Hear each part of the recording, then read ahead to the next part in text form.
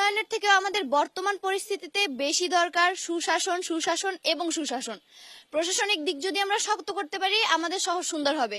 তারা আমাদের প্রশাসনিক দিকে স্বচ্ছতা দিতে পারবে কিনা এটাই আমাদের তাদের কাছে মূল প্রশ্ন। আর নারীদের নিয়ে আমাদের শহর জুড়ে তাদের যে পরিকল্পনা সেটিও আমি তাদের কাছ থেকে জানতে চাই। ঢাকা ইউনিভার্সিটিতে সুস্থ কেউ হাঁটতে পারতো না। শিবিরের ছেলেরা যেখানে শিবিরের নাম নেওয়া যাইতো না সেখানে 3 ভাগের 2 ভাগ ভোট পাই তারা হয়েছে। এই বোনদের ভোট বেশি পেয়েছে। তারা দেখছে যে এদের কাছেই তারা নিরাপদ এবং তারা মোহাম্মদ ওয়াটার ট্যাঙ্ক যা পানিকে রাখে শতভাগ বিশুদ্ধ।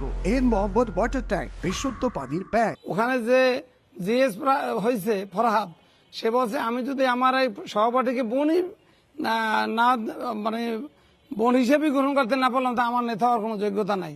ইসলামের এইটা শিক্ষা। ইসলামী বোনদেরকে নিরাপত্তা দিতে পারে। আল্লাহ রসুল আমাদের যেভাবে শিখাইছে আমরা সেইভাবে নিরাপত্তা দেবো।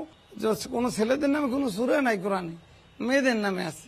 আর আল্লাহ রসুল বলছে যার 3টি মেয়ে কন্যা সন্তান থাকবে তাকে সুন্দরভাবে লালন পালন করে যদি পাত্রস্থ করা হয় তাকে আল্লাহ তাআলা বেহেশত দেবে। অতএব বোনদের কোনো ভয়ের কারণ নাই।